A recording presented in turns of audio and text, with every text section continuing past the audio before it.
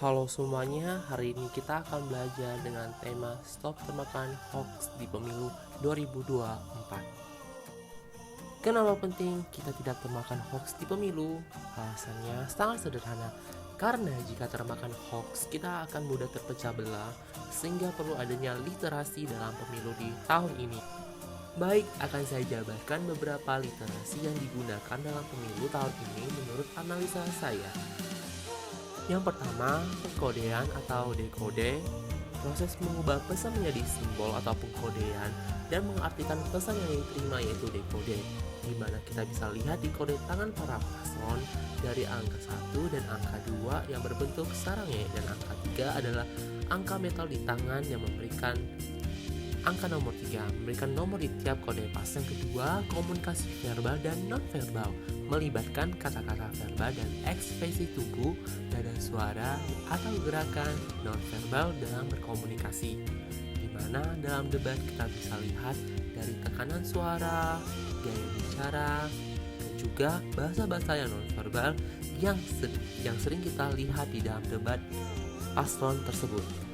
Selanjutnya, efek media massa, di mana kita mempelajari dampak media massa terhadap masyarakat, opini publik, dan budaya, di mana kita bisa lihat media massa berperan aktif dalam setiap memuat berita, sehingga akan menjadi sebuah efek buat kita dalam membaca berita tersebut.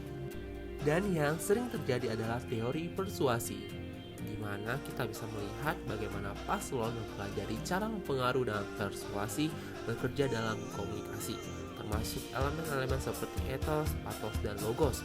Seperti yang kita tahu, dalam menyampaikan orasinya, kita bisa lihat bagaimana para paslon selalu menggunakan teori persuasi mempengaruhi untuk bisa memilih mereka.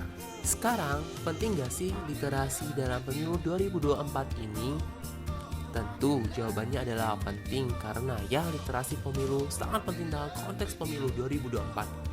Berikut beberapa alasan mengapa literasi pemilu memiliki signifikansi yang penting untuk tahun ini.